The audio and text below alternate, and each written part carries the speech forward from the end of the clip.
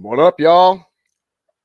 Rob Crane here, reporting live from the armpit of America. Welcome to the very first episode of the Roughneck Fishing Show. Now, this is something I've been working on for God knows how long. It's been quite some time.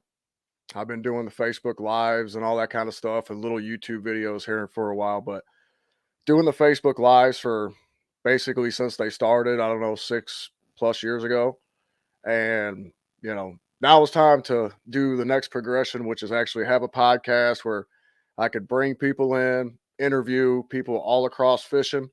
And I'm going to interview people from all walks of life and every aspect of the fishing industry, whether they're in the bait making, industry, or if they're in the tournament circuits, the people who run the circuits, the tournament directors, whether it be kayak fishermen, bank fishermen, tournament anglers, like me. It's just, I'm a diehard fisherman and I'm not just a tournament angler. Once upon a time, I was just a quote unquote bank fisherman. And then I went from that to, being a quote unquote just a co-angler. So now my progression is next year, I won't just be a co-angler anymore. But tonight, my very first guest is Mr. Chief Dove, Michael Dove. And he's my good buddy. Me and him actually met a few years ago. He was actually one of my pros in the Toyota series. We fished on Lake of the Ozarks and we became fast friends. And he's actually the national director for Thunderhawk lures here in the United States. And I'm going to bring him on here in a second. Let's make sure I got him here. What's up, Chief? Hey, how you doing? Doing all right, buddy. Just sitting here trying to juggle two small children and drink some coffee and do a podcast at the same time. I got you. I appreciate you inviting me on your first show. It's pretty neat to see you evolve. Yeah, brother. It's I'm gonna try to do a weekly, and I mean, shoot, I keep having people interested in being on it, which is absolutely amazing considering I don't have a following yet. I mean, minus the little bit of following I got on Facebook and whatnot. But Right. yeah, I mean, hopefully we can grow this into something that turns out to be a pretty cool deal. Well, like I tell everybody, especially being in the fishing industry, and a couple different ways to facets of doing in the fishing industry. Building it from scratch is not easy, but nothing ever worthwhile is. So I wish you luck. No, there's one thing everybody can say about me in the fishing industry is I've never had anything handed to me. I've definitely had to work my ass off for everything I've got. So I appreciate that. That's anything we can do to help to get that going. And like Thunderhawk, we're building from the ground level, and like I said, it's nothing worthwhile is ever easy to do, and we've already seen the fruits for our labor, especially this year, and I'm excited what's coming down the road too. Yeah, so we'll do a little backstory about you. I mean, I know a lot about you, but we'll just tell people kind of where you're from and tell them why they call you Chief and things of that nature. I live in Brownsburg, Indiana right now. We're on actually a suburb, the west side of Indianapolis. I grew up when I was a kid. I lived in I was born in Indianapolis, but when I was a young kid, my parents got transferred to Minnesota and the Minneapolis to Twin Cities area. And that's where I got a love for fishing when I was 10 years old. I always fished little stuff around here when I was a kid, but it really sparked an interest when I was 10. If you know anything about the metropolitan area of the Twin Cities, I can go, there's 100 lakes in Minneapolis alone. In the city of Minneapolis, there's 100 lakes, and I can go in 3 different directions in 15 minutes on my bike and be in 3 different lakes. So I did the typical bank fishing stuff. And then my parents got transferred, they moved back to Indiana to get me out of the kind of environment, going to the Minneapolis school systems, moved me back here to Brownsburg, where my dad is from Plainfield's community down the road. They started a business here, and proud to say that I went on and joined the Navy. I played basketball here, and a real small community at the time.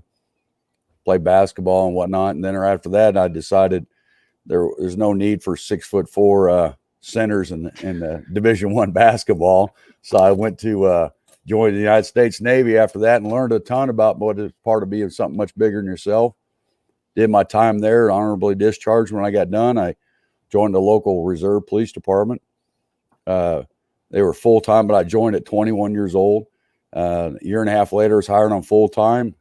and from then on, I'd held every rank there ever was. In the first ever, in 2010, I was appointed chief of police, and the first ever chief of police from this town actually graduated from Brownsburg High School. So I made me feel pretty good that I can actually give back to the community that took me in when I was a teenager. Right. And 2017, I always tournament fished and stuff toward latter parts of my career. Always into fishing. Me and my friends always go to Canada and chase them fish with teeth and whatnot. I love to bass fish and was taught in my 20s early on how to use a bait caster and go bass fishing with a guy named Big Daddy, a big mentor of mine. And then got in the industry in some different forms or fashion. I was actually a rep for Temple Fork Outfitters selling their rods when I was still chief of police. And then in 2016, I decided I had enough. I was approaching 30 years of my adult life. From the time I was 18 on, I was on my own, and decided I had enough, and I fulfilled my career. And I gave me a year's notice that I was going to retire at the age of 48, and everybody was in kind of shock in my community that I was going to do that. But I had enough, and I had an opportunity to go tournament fishing, and with a lot of support from some people that I made relationships with throughout the years. And that's why I learned, and I tell guys, younger guys coming into this industry, just don't ever burn bridges and always treat people like you want to be treated. Mm-hmm. And that came twofold when I decided to retire. I had a lady by the name of Cindy Bailey, owns Bailey Trucking. Right. That really stepped up and helped me out with my aspirations to go into the fishing industry. And then, because I was too young to actually draw a paycheck from my retirement, I had to wait another 4 years for that. So I went 4 years without a paycheck and made it. Just grinding my butt off trying to do things. Right. Fish the Bassmaster Opens, fish the Costas, the Toyotas, whatever you want to call them now. Right. And I was repping for TFO, and that 2019 was godsend. I've met Hawk here at a show in Indianapolis, and he heard of me actually. Really? Through different things. And then Hawk and I sat down and talked, and he said he just started up a fledgling company, but he manufactures for over 20 companies, but he's got the tools and the technology and the people to actually manufacture some awesome baits. So he asked me if I want to join up and help him out. And right. It's been crazy ever since. That's about the time you and I met. About a year after you and I met, I got into that, and I said, hey, this is pretty cool. Yeah. I mean, whenever you came to me and you started telling me about it and basically saying, hey, we got a startup company that basically anything we can dream up, we can manufacture, and we have the means to build it in-house. And that's what's really cool about Thunderhawk and Hawk in general. I've learned over my career to surround yourself with some of the best people you possibly can to learn from everybody. Everybody, no matter their experience, it's just like life. You can learn a little bit from each person. Mm-hmm. Get rid of the negativity in your life, get rid of the negative people, and surround yourself with the right people for the right reasons. Oh yeah. And the Hawk gave me an opportunity that was just, I was nobody in the industry, and I didn't have an engineering degree or anything like that. But I've got with him, and I just put my heart and soul into it. And I've been a fisherman my whole life, and had an understanding of way things work. And then I got exposed to it with TFO and whatnot, how the industry works in sales and things like that. But I was also fortunate when I was with TFO, surrounding myself with some of the best in the industry at manufacturing and actual designs of stuff, such as Larry Dahlberg became a friend of mine through Temple Fork Outfitter. And we had the Minnesota connection, of course. And I think all around fisherman there, I don't think there's any better in the world than Larry Dahlberg. And he's taught me a ton about how fish work, and hell, he's been doing he's always been doing that since got paid as a guide at 11 years old, and he's of course maker of the Whopper Ploppers, number one selling lure in the world for a couple of years. And then I got to hang out with Gary Loomis himself about rod building and stuff. And when I was with Temple Fork, and then a guy by the name of Rick Pope is the founder and chairman of TFO, really taught me a lot about how the industry works and how to build and manufacture and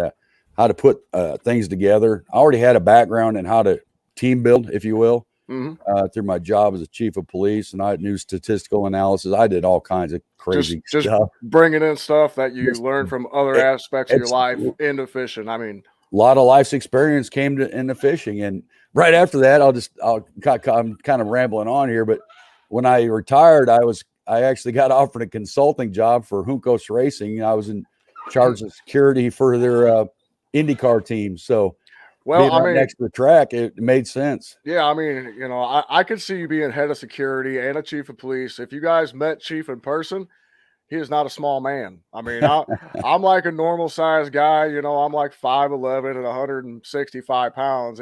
He's a big dude. And when I first met him, uh, it didn't take us long to hit it off. I mean, I think me and him were buddies on the water by 10 a.m. that morning Yeah, because yeah. we were on Lake of the Ozarks, and I don't think we weren't having a very good morning during the series event, and we called an audible and kind of put our heads together. And not long after that, we started catching some fish. I thought I had a plan that day based on what I saw in practice, and then just like anything else, uh, you can't win practice, and it doesn't do you any No. good to win practice. And all of a sudden, things changed, and Yep. you came up with some ideas and put their head down. And man, Yep. that one I was super close. Yeah, you were close to super making close. the cut, and that one I think I finished 11th in that one. Mm-hmm. I think so. I was the only guy in the top 30. I think it was with 9 fish for 2 days, and I finished 20th or what. I had 9 fish, and I was only a pound and a half out of going to the finals. So the second day we were really late on them, pretty heavy. That's for Right. sure. So if you guys see me looking off screen and making faces and whatnot, I have a 2-year-old who's getting the crap, and I have a 6-year-old next to me, and all I asked him is, please entertain your brother just for like 10 or 15 minutes. Well, they lasted about 6. So, it is what it is. But 2-year-old's down here, and he's about ready for bed. But hey, fatherhood, baby. But anyway, yeah. I mean, my experiences, in fishing. I mean, literally, I didn't know anybody in tournament fishing, minus fishing some local derbies around here growing up. Started fishing some stuff on the Kaskaskia River, a little river here by me, whenever I was a teenager, and loved bass fishing since I was like 8 years old. Basically, only person in my family who fished. I was like self-taught, watching Bill Dance and all them on Saturday morning, TNN Outdoors, and that's why I have that Bill Dance hat right here on my wall.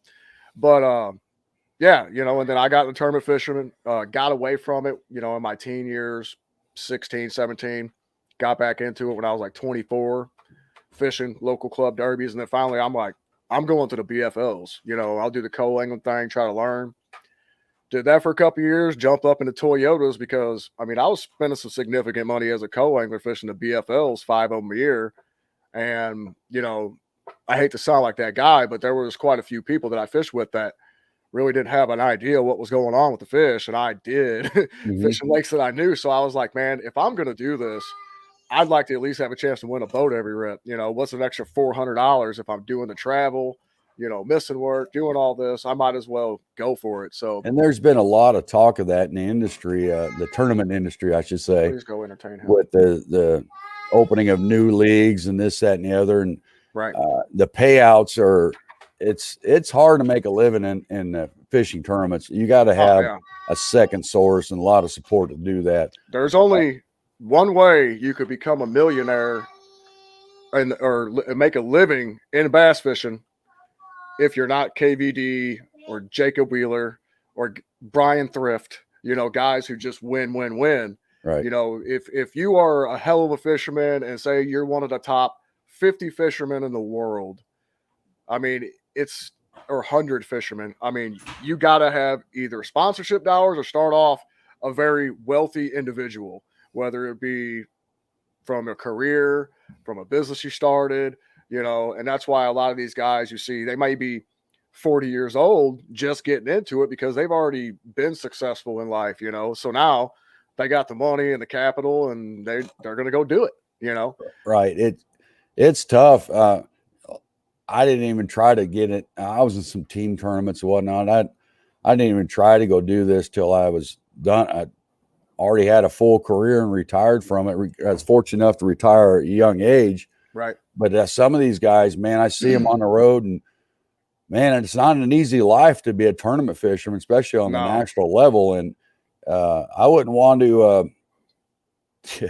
It's tough. I'll say that again. These guys, they put, especially today's environment with the gas prices doubling since last year, and people don't realize how much you spend just in gas, and how much time on the road these guys actually spend compared to actual fishing. Let's go, Brandon. Sorry, had something stuck in my throat. Yeah, I looked at I made a trip down to my Birmingham area last fall, and I just came back from one a couple days ago. I kept my receipts from both each year, my taxes and whatnot, and travel expenses, and just so I have an idea where I'm going and how much it's going to cost for budgets and whatnot. And I couldn't believe the difference. I paid $1.79 last Halloween down in Alabama. This year in Alabama, I paid $3.19. Yeah, and that's something. And it's like everything else. I don't want to harp on too much, but fishing industry itself is awesome. It's a great way to meet people, great way to build relationships. And it's so diverse. That's what I love about it. It's so diverse. But then you hear all this tournament stuff, and like I said, I don't think if you're not in the top 10 guys on a national level that can really hammer it, it's a grind. It's a real grind, and I've seen a lot of good ones, and I've seen a lot of guys that are just awesome sticks that once they get on that level, it's tough. Right. It's tough. And that's the thing, people fish for different reasons.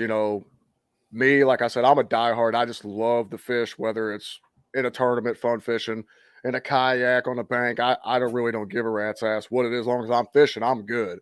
Now, tournaments to me do get a little more stressful, especially I used to get excited for them, get jitters and nerves, all that. I don't get that anymore. Now it's just like, I know what I'm capable of doing. Let's go do it. But guys, what I've noticed in the tournament deal, in the tournament world, a lot of guys fish for different reasons. Some guys are diehards. There's guys who will sleep in their truck and go fish these, It's like when I come across those guys, I'm already like, that guy, we could be buddies, Right. Like I'm the same way, and then there's guys who are just fishing it for their ego, for clout. They've seen a lot of that. Yeah, they don't have any, like, winning a tournament. That money doesn't do anything for them. They just want their name out there and the clout that comes with it. To feed that ego. And then there's people out there who just have kind of like the Michael Jordans of the world, who just have that competitive edge where they just want to compete. Like, they don't care about anything. They just want to beat you. And we know them guys. Like, you see a Brian Thrift, that's one of them guys. Well, Jacob Wheeler's from the Indianapolis area right here, and I've seen it when he was real young, starting up. I was actually there with a mutual friend who, when he won the Cup there in 2012, and just a phenom. And you look at that guy, and you see it. And here in Indianapolis, I'm Brownsburg especially, when I was chief, we had 100 different race teams in my jurisdiction. I was chief of police. We had U.S. National Drag, so I was fortunate enough to come around a lot of these world-class drivers and owners and whatnot. So it gave me an idea of what it takes on the high-end levels, especially working for an IndyCar team and whatnot, what attention to detail it takes to get on that kind of level. And then the money it takes. It's crazy. As I was talking to a lot of people when I was down in ICAST this last year, is the parallels of racing industry compared to the fishing industry is pretty close. It's the old saying in racing is, like John Force told me, he said, you want to make $1 million of racing, spend $2 million. Yeah. I wasn't in ever associated with like IndyCar or anything national like that. But, when I was coming up, early 20s and whatnot, my older brother was a dirt track racer. And in our little local dirt track here in Belleville, Illinois, he won the pure stock division in it for like 2 out of 3 years that he raced them.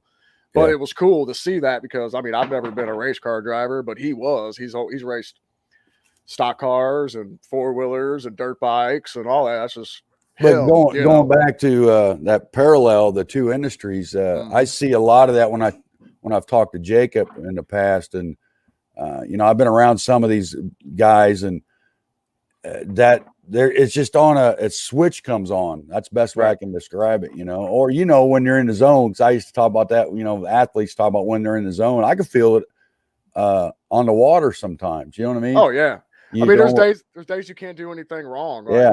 you know, me, I'm a junk fishing connoisseur, and there's times I'm out there like most of these trophies behind me, like I'm junk fishing my ass off. Like every time I would pick up a different rod, I'd catch a fish, you Right. know, and then I'd pick something else up and catch another one. And then my poor pro in front of me is like, dude, what the hell are you doing back there? You got a 4-leaf clover up your ass, you know? So Like, hey, man. I learned real early fast in this thing though, is I don't have that level yet to understand where they're at and all that. I can catch fish with the best of them. I'm 100% sure that when you start operating that boat and have all that stuff weighing on your head, you got to be it's a different animal in itself, and that's what I'm still trying to teach myself. It goes back to, it's so easy to second guess, you know, so easy. Yeah. And that's one thing that I'm going into as a pro next year, is that I have to be able to throw a game plan out, scratch it, and go do something different.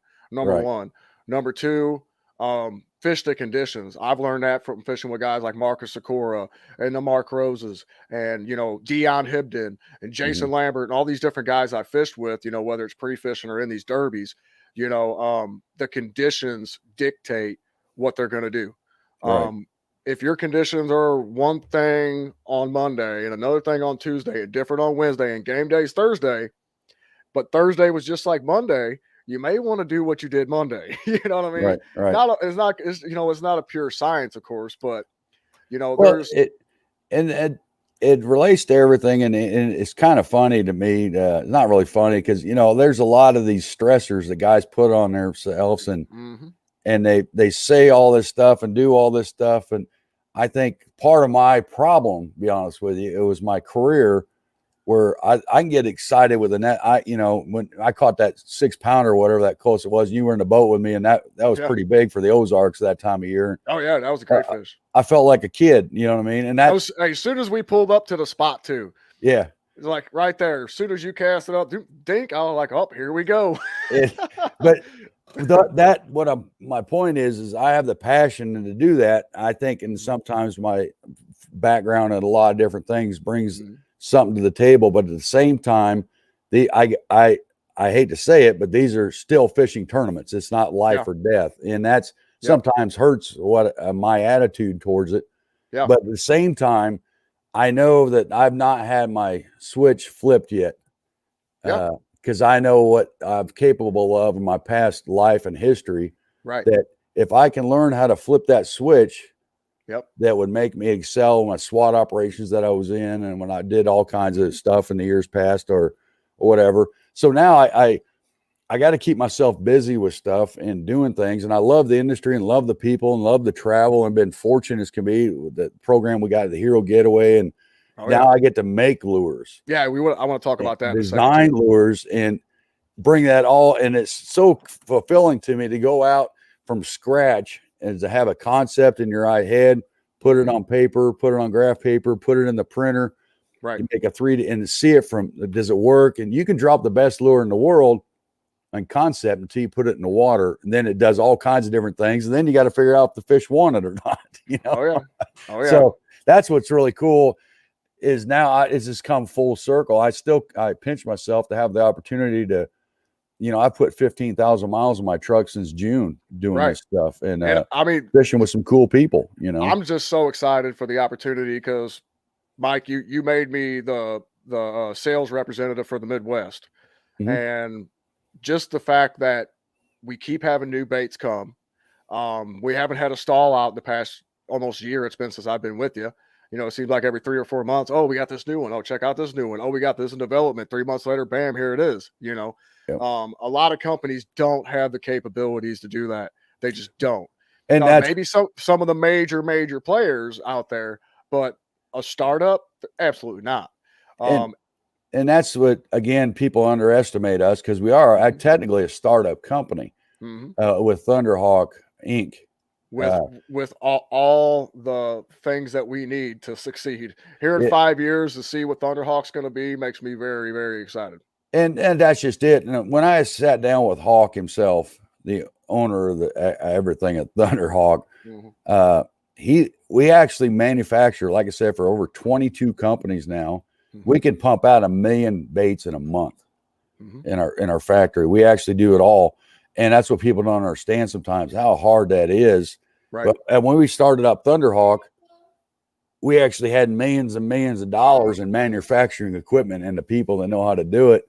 Yeah. So for going from conceptual ideas to actual put it into somebody's hands is a hell of a lot quicker when you do it yourself. That's what I mean. To go from a sketch on a piece of paper to somebody design it in CAD software to getting the demo baits and testing them and doing this and doing that and tweaking this and tweaking that and having a finished product within 6 months is miraculous in itself. Well, And as you know, I've been working. We've been working our ass off yeah. trying to, and that's part of what I told Hawk. I said I got an idea what people want. Now, I'm not, Oh, yeah. again, I'm not the best fisherman in the world, but I know what catches fish. Oh, yeah. And the second part of that is what catches fishermen too. Catches You got fishermen. you got to be able You to know? you got to be able to balance that with. You can have the best bait in the world and nobody ever buy it. Yep. And that can't keep the lights on. But at the same time, you can have all the people in the world go buy your bait. And there's been a lot of companies do that, and they don't catch fish for shit. Oh, yeah. 100%. And then your credibility is gone. So we make sure it works, and I try to fill the voids of what we have at Thunderhawk with new and innovative stuff. At the same time, we're not trying to reinvent the wheel, but we know what catches fish and what people want, and you can see that in some of the stuff we just recently have. And what we got coming in the future is. Yeah, I'm excited. The original designs is what I love. Like, these are not carbon copies of any bait. You know, of course, like a suspending jerk bait. They're all pretty much cut from the same cloth. We have a suspending jerk bait, but is it identical to any other suspending jerk bait? No, it's not. No. You know, the square bill you designed and came out with, that A10, is amazing. You know, I love that thing. It's, you know, got that tight wobble to it. You know, that kind of a semi-flat sided deal. And it just barrels through wood and rock and all that, you know. Well, that's a prime example of what we have there is, again, I'm not an engineer.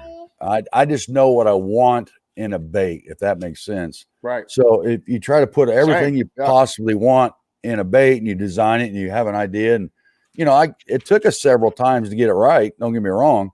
But the main point that we did on the drawing never changed. Right. It's the internals and the dimensions we had to, again, if you put it in the water, everything changes, the flow of the water going through the bait. Yeah. But that's what's awesome is I work directly with several engineers. I mean, I throw concepts and put an idea and throw it to Hawk, and Hawk's got a background. It's amazing how to build baits, what works, doesn't work. Then you also have to know the materials that you have, what the capabilities and adequacies they have too. So it's pretty cool. It's pretty neat stuff. Well, I mean, you know how it is. Like, even these manufacturers nowadays, like, they'll come out with a bait. We'll just say the wigglewort for instance, you know, and then they get bought out by a different company, and they change the plastic or the rattles in it or whatever, and it doesn't hunt like the old ones used to, and people don't even buy the new ones. They want the originals, you know, and they're paying 70, 80, 90, $100 a pop for them, you know. And most of it's a confidence deal. Don't get me wrong. Yeah. You know, if you have a bait that's tried true and then they tweak it ever so slightly, you're going to be like, no, I don't like it. That's just what you're going to do. You know? Well, there's a couple things that happens with that is when, especially companies, I've seen companies that sell out to other companies, but moreover, companies, they don't manufacture themselves. So they're at the discretion of the people they OEM for. And what I mean by that is, let's say if they got one company, and so now they're trying to fix their bottom line, their profit margins, they're going to sell that out, if you will, and do another manufacturer that may do something totally different as far as the resins involved and the paint jobs, and it does make a difference. Like I said, as soon as you put it in water, it magnifies things quite a bit. So, and I've seen it where the exact same, it's funny how that works on the eBay masters, I call them. I've seen the exact same molds go through the exact same company using the exact same resins, the internal identical. Then you get on these forums and these guys swear to be damned, it ain't the same. I mean, I want to tell you, some of them are 100% exactly the same. So it's funny. It's that confidence thing. It's that weird it's like you concept. see these guys on the internet and they're arguing about what real manufacturer is the best real manufacturer, and you got these silly sumbitches out there arguing tooth and nail about 2 different companies, 3 different companies that are manufactured in the same exact factory using the same exact components, the same bearings, the same worm gear, everything. You know what I mean? It's hilarious. They just look a little different. They have a little different specifications. This may raise some eyebrows of people listening or that may watch us in the near future, but I'm here to tell you a little secret. A lot of these JDM or Japanese companies are so-called JDM companies. Mm-hmm. It's kind of like saying here that it's made in America when it's actually not. That a lot of and don't get me wrong, not all of them are that way. Not all of them allowed to take advantage of things, but there's a lot of stuff going on in the Japanese manufacturing that aren't actually manufactured in Japan. If you look on the bottom of their packaging on things, it'll actually say developed, designed, and approved in Japan. But then on the bottom of it says made in China, which we are located in China. It's our stuff though. Right. And that's the difference, the quality control.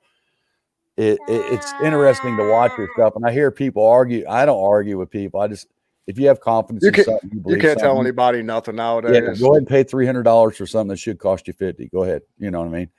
Yep. And that's what I'm proud of. We're able to make baits that I'll put them up against any Japanese manufacturer. What we do for the money, they ain't gonna be able to do it. Nothing that I have seen come from Thunderhawk has been cheap. Nothing. But the price point on it is. That's not the cheapest out there, but at the same time, we think it's reasonable for what it is. I mean, you have a glide bait that's a damn good glide bait. Now, I'm not before you swim bait guys out there jump down my throat. Now, I'm not a glide bait expert or a giant swim bait expert, but I mean, comparative to the quality of it, the paint of it, the hooks on it, the hardware on it, the quality of the plastic. For what, $16? That's a damn good deal for a glide bait. You know what I mean? And if you're an entry-level glide baiter like myself, I mean, hell yeah. I mean, why if you're just getting into it, why would you buy one for $75? Well, that's interesting. Again, I'm not knocking anybody else's company. They do what they got it figured out, and God love them. If they can get $30 of a crankbait that we get 10 out of, good for them. Because they're doing something right in the marketing aspect. But well, I mean, it's like Z-Man when they come out with the jackhammer. Now I love the jackhammer. The jackhammer's made me some money fishing, but $16 for a chatterbait is stupid. It just is. I mean, remember when there was a certain color that last year nobody can get? All of a sudden you started seeing on eBay for 20, 30, $40 a piece. I'm like, fire crawl. Just paint it orange. Because one guy in one tournament, caught him and won a tournament on it. And that's part of what we said. Is again, God love them if they can create such a buzz in that where, I don't know, it's today's social media and whatnot to fire some of that up sometimes. It's interesting. I was just telling everybody, just go get you a damn fire crawl skirt somewhere, an orange skirt, and paint the head orange. You got it nailed. go get an orange permanent marker for Jesus Christ. Yeah, I was on Lake of the Woods in Canada a couple years ago, and a post spawn from muskie fishing. I was throwing a bladed bait, and they were on that orange hard. So I went to a local marina, Ontario, Canada. Some places you can't find anything. So I went to the local marina, got me a can of spray paint orange, and started doing everything I had to start spray paint. I love red and orange in the springtime. Love it. Yeah. I mean, whether it's a lipless, a crankbait, a chatterbait, whatever. I mean, even spinner baits, a little orange kicker blade or something. Yep. You know what I mean? That's been another weird one that's interesting to me, being in the manufacturing side of things, is all of a sudden there's a red blade craze or orange blade craze. You know what I mean? I only like it to stain water, but yeah, I mean, that was something that I seen old timers do back in the 90s. Yeah. Their little kicker blades be chartreuse, or they'll be black or something like that. I believe in black blades. I really do. I mean, hey, something that I picked up, which I don't even know why I'm telling people this, but when I'm in clear water, what I'll do, whether it's a spinner bait or chatterbait or even an Alabama rig, is get the blades on it and get some sandpaper and dull the blades. Just get that, make it a little more natural looking. And And the way it works in today, the new technology we have coming out and stuff that we're coming across too at Thunderhawk is pretty neat what we can do with some of this stuff, chromes and right, paints themselves, and yeah, we even stamp our own blades and some stuff. A lot of stuff we got coming out that right. it's pretty neat what you can do with stuff anymore compared to even 10 years ago. Well, here, we're going to take a break real quick and give a couple shout outs to the people in the comments. Mr. Tom Mix, how are you, sir? David Alleman, what's up, man? Yeah, I remember meeting you at the Costa Championship a few years back, or Dardanelle Lake. Yep, I remember that. Jay Neer, what's up, man? Tell Young Buck, Mr. Neer, I said hello. Let's see here. Tom Mick, Cody, what's up? Miranda, how are you, ma'am? But yeah, so my plan for the podcast, like I said, I'm going to try to interview all types of different people from all over fishing, whether they're big stars or just regular guys. It doesn't really matter to me as long as I'm talking fishing. You know how me and you are. I mean, me and Chief here, we have phone conversations basically weekly, sometimes a couple times a week, and we're just talking baits or we're talking what we're going to do next year and all that. So have you figured out what you want to fish next year? Because I know you're going to have a busy schedule with all the shows and I've with I've got Thunderhawk, it. but I've got it narrowed down to 2, and I got to make a decision by next week. ooh, crunch So, time. I'm leaning one way, then one day, and then I'm leaning. Or I've thought, how do I do both? But I don't know.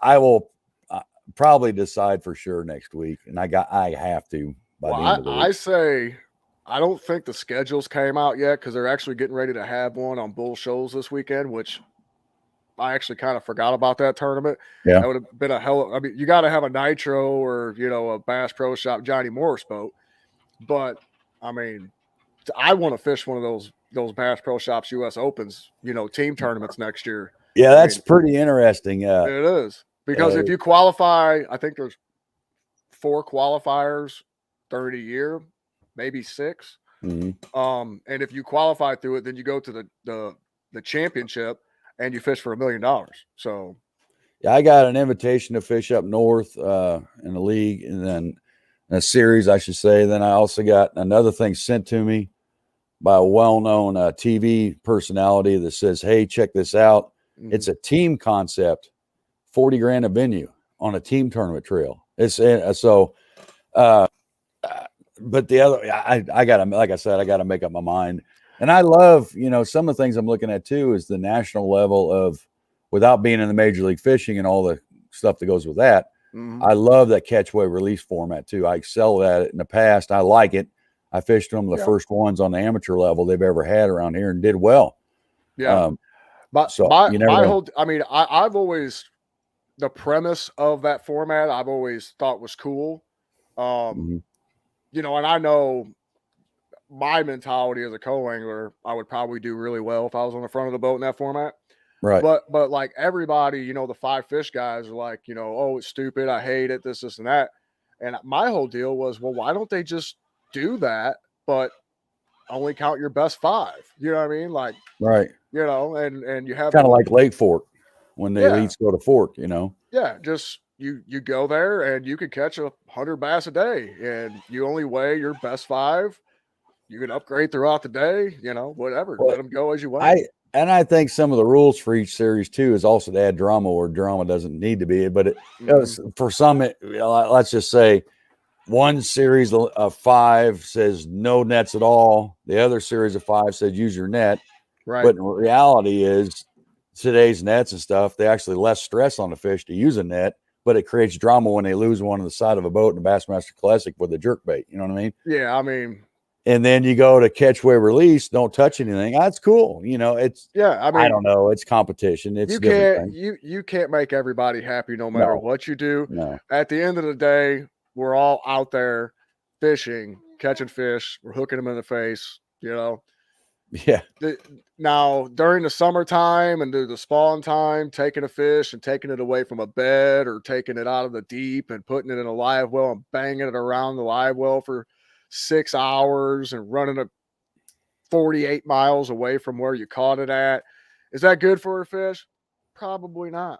But what that takes away from is the weigh-in. I mean, the weigh-in is part of the, what makes it romantic, what makes bass fishing, awesome is the weigh-in of people coming in. You show the fish, people oohing and eyeing, and crowning a champion on stage, And live on the stage.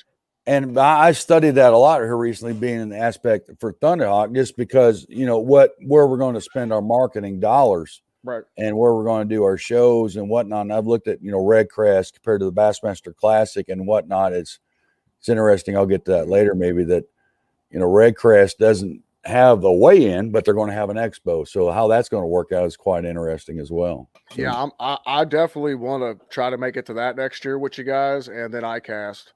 And then I know you have a laundry list of shows that you're going to. I don't know how many of them I'll be able to make. Maybe the Chicago one. I've lived in Illinois my entire life, and I've never been to Chicago. No shit. Wow. I mean, then again, I am, 15 minutes from St. Louis, Missouri. Yeah. Well, you have enough problems in one area. There's not really that many things that just attract me north up there. I mean, mine is going smallmouth chasing. I don't I don't want to go watch a Cubs game. The Cubs suck. Let's go. Cardinals. Years ago, I'm only 2 hours from Chicago myself, drive. And years ago, it's kind of cool to go to a weekend and hang out and go to dinner or catch a show or something in Chicago. It's just a neat city, But now you don't even want to bother, whether it be COVID or the crime or whatever it is. It used to be a really neat city, that's for sure. Yeah. I mean, with the state of affairs nowadays up there, it's a little sketchy. It seems like in most of the parts of the city. So yeah, like I said, minus catching a ball game and going up there and maybe looking at the lake. I don't really have much things that draw me to it. But I mean, I don't know exactly how far a drive it is, but I know it's probably 8 or 9 hours. I mean, it's going all the way up Illinois basically. So, and this isn't a little state by any means. Right. Yeah, I'm only 2 hours away, straight up 65, and I'm there. Yeah, so basically, I'm right off of Highway 64 that goes straight through Indiana, and it just goes east to west across Illinois. Mm-hmm. So, like, for me, people will say, "Oh, what's your home lake?" Well, I mean, there's some Illinois lakes, but I don't claim any of them. I'm gonna fish them next year. I got one about an hour and a half away called Wren Lake. We're gonna go there. Another one called Shelbyville. We're going there twice. I fished at Shelbyville back in the late 90s. That when they had the governor used to have a Governor's Cup and Bass Pro Shop had a muskie tournament up there.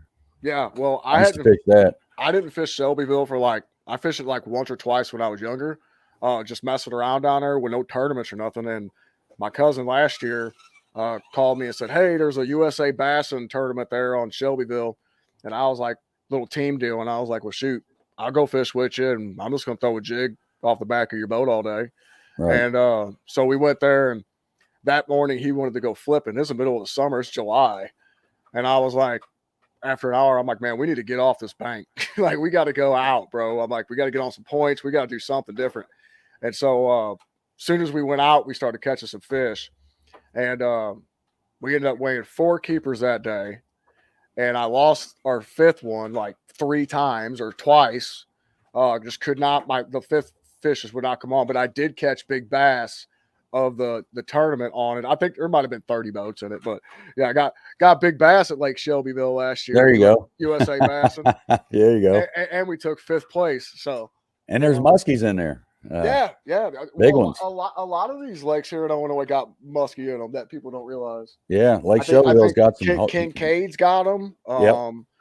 Shelbyville. There's, I've never caught an adult muskie. I've caught some juvenile ones. Yeah, one of my uncles fished in it at the same time I was there with his buddy, and they got the big muskie of the tournament, like 40. I think it was 46 inches for the tournament.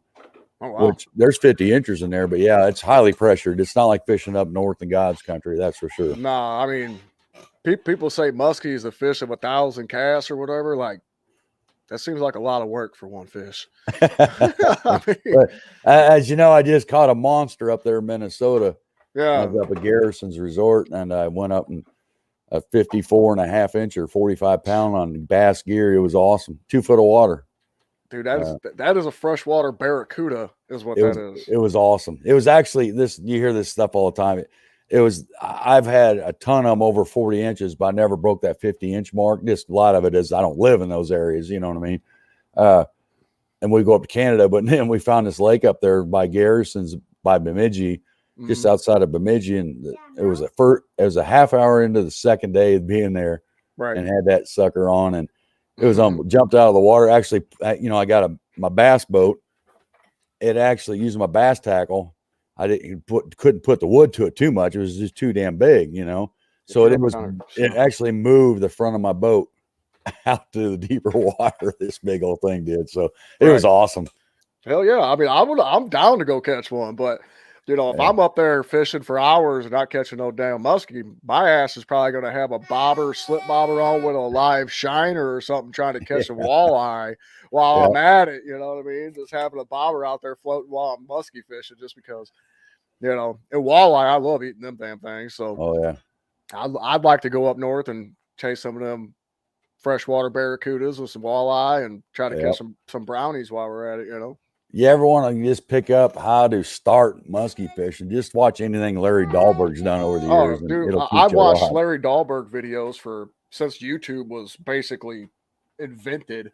I mean, shoot, years ago, whenever I tried to start my own bait company, actually back in like 2013, I was making soft plastics and custom painting crankbaits and 1.5s and 110s and wiggle warts and all that back then. Whenever I used to be able to sell each one for $25 a rip, then everybody and their mom started airbrushing, and like, shoot, here you go.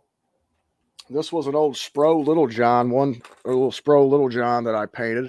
I don't know how well you're gonna be able to see that. Look at that. But yeah, I painted like little baits on it. Used a little spinnerbait blade. Put little eyeballs on it. There you go. It's actually a really, really good paint job. I was selling these right here for like $20 plus a pop. And then as soon as I did it, everybody started painting them, and then I couldn't get $6 for one. Yeah, we need to get you some we got some clear Thunderhawk crankbaits. Have some fun with that. Yeah, I could. I still got all my airbrush stuff down here. It's literally been in a tote, and it hasn't been opened in 7 years. Matter of fact, we even sold one. That color ink, we can do it, other ones, but I can get you whatever you need. But the slash actually comes in and called clear, because we know these guys paint really want it. We've seen in the business, we've seen the most people that love the airbrush stuff is usually some type of square bill or a jerk bait. Oh, quick question, Chief. Can you see the comments when you're looking at the screen? No, I can't see any comments. Well, if you go it should be on the far right. Hey, somebody's upset. Yeah, they're both getting tired, clingy, and being very disruptive right now. The far right. Carter, will you please go turn on a show for him? There is a show on. Okay. Well, why don't you guys go watch it for a little bit, and once we're done talking, we'll all go up there, chill for a minute, get a little snack, go to bed. All right, Dan? 6-year-old's getting tired, too. He went to school today. All right, go, Bubba. Go watch your show. Love you. Oh. Go, Bubba. Yeah, he's tired. What'd you do with your fish? So I just click over on comments. Yeah, it should be on the right-hand side. You should be like the top right. There should be like a kind of. Oh, there we go. Yeah, because it was in chat. Yeah, and that will actually show us live comments on either Facebook or YouTube. So, okay. Because we're live streaming on both of them right now. And if anybody's curious on what program I am using for this podcast, I will show you right now. This is StreamYard. There it is right there, StreamYard. And you can get it for free, and it has real basic, things you can do with it, and you have to have like the logo on there, or you could pay for it and you get some more options like I got, and it's a pretty cool deal. You can stream to multiple platforms, and you could do overlays and all that kind of stuff. So it's not the most advanced, but for a beginner like me, it works. I'm seeing in the comments, Uncle Steve and a couple other people, they want to see baits. I guess Yeah. I've gone on a little much. Well, see that's why I was telling you to see if you could see the comments, so I didn't have to tell you Uncle Steve was yelling at you. Right. Jay Neer. Yep. Well, let's get into it. What do you want to talk about? There's that clear one I told you about. Our slash bait that you can buy it just like that without any paint on it. Oh yeah, send me some of those. Yeah. I'll make that thing pretty. You can see our weight transfer system in there as well. Bubba, what are you doing? Swivel chairs. I got a 2-year-old who's tired and clumsy, and he's just trying to distract his father is what he's trying to do. You want to say hi to everybody? Say, look, everybody, I ain't got on no pants. Uh-oh. Yeah. Woo, woo, woo, woo, woo. That was probably too loud in everybody's ear, but that's all right. See, I got a dirty face and I'm tired. I want to show off some of the A10s. Yeah, dude, do so. Those things are amazing. We got a couple new colors coming out real soon, but say so far, our number one seller is we make a good bone color. Is the A10 in bone. Mm-hmm. That, like you said, the whole premise of this thing was not make it like everybody else won, but the functionality of it. What tried to design this thing where it will not get hung up, and that's the whole idea. Is or big thing that frustrated me in the past. I love fishing flat sides and also like fishing square bills, and you're throwing them in covers, right? But then the problem is you're either getting stuck or you're breaking the bills off, right? And that doesn't do you any good. So design that to I built the mold actually to have one piece that's actually the lip itself. Yeah, it's all a one-piece mold. And if you look at the bill itself, it's got like a reinforcement underneath it, and it's thick.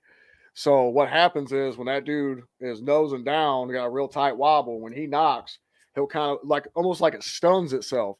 It doesn't look goofy. It doesn't look unnatural, but it kind of stuns itself, and then it instantly just rights itself. And almost every time I've caught a fish on that bait, it was right after I just banged into you get that reaction bite. Yeah, lay down a brush pile, a rock, something. But it's pretty. And it's got that weight transfer system in it, that bomb cast. We put a weight because it is semi-flat. So it's kind of like casting a potato chip if you didn't have that in there. So, and it goes back and it does a great job of casting, but it goes about 3 to 5 foot. Hey, keep showing that off. I got a 2-year-old who needs lit upstairs. And I premise of this thing was, again, throw it where you want to throw it, not worry about getting it broke or stuck. And that I was so frustrated in high dollar crankbaits they couldn't do half of what this thing can do. But the big thing on that bill, what we did was again mold it in and not actually put a secondary bill. There's no transition point. You'll see that it's smooth, so there's less places to get it hung up on grass and whatever like that. So a lot of times you can bounce off grass. It collects, believe it or not, when a crankbait comes to grass, a lot of times it collects on the transition from the bill to the body itself. So we just got rid of that. Yeah. And it looked kind of goofy at first, conceptually on paper. But once I started messing with it, I said, "Oh, this could be something cool." She's just mean looking, Yeah. It looks like it's pissed off, and we named it after the A10 Warthog, the planes. It's got the same eyes a lot of guys put on their planes, Hey, and if any of y'all don't know what an A10 Warthog plane is, look it up on YouTube. And literally, they call it a gun with wings. Yeah, and it is badass. And that's why I designed this thing, just to go down, beat the shit out of everything, and take off. Yeah, that's exactly what it does. And you have to get it stuck. And sometimes it'll pry down, but you just let it sit for a little bit. It'll come back out of itself. But really design these through to fishing through brush piles and stuff shallow, and when they're up shallow in the spring. something this off season. Well, I say off season, but this winter, what I want to do is actually experiment with some suspend dots on that bait. Get it down, and then see if I can get it to kind of suspend. You know what I mean? I'm that pretty made sure me it will. sick. Yeah. I mean, it's already got kind of a slow rise as it is. Yeah, it's real slow. It's not a super fast riser. No. You know, with that weight transfer and everything in it. So I think if I slap the suspend out on the thing, I get it down. You know, for number one, I'll be able to get it down deeper. But number two, I think I may be able to get it to suspend, like actually suspend. And we If made I experiment. I think I knowing what I know about it and where the weight is, I know it won't take much. Right. That's what I mean. Like it's almost there as it is.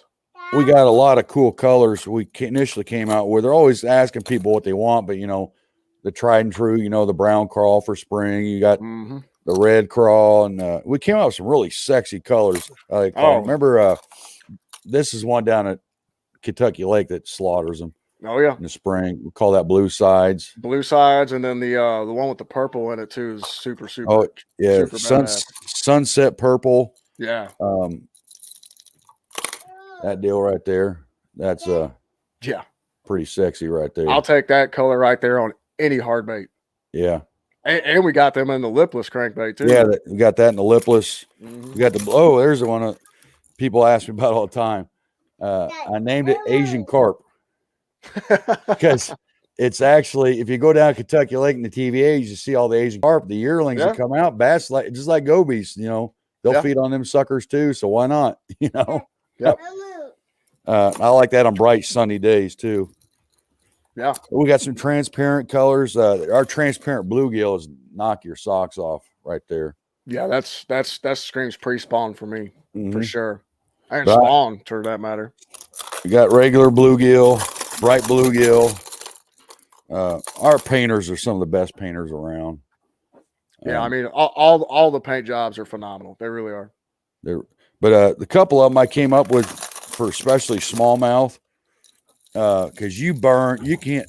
And the way I wanted these designed was, you can't go too fast with them. What I mean by that is, you know, a lot of them they'll blow out when you go way too. I use an 8.1 gear ratio when I'm throwing these things, and it triggers a smallmouth. Like, you know, a couple things. It's smallmouth fishing. What I love is have bright but not too obnoxious colors for smallmouth.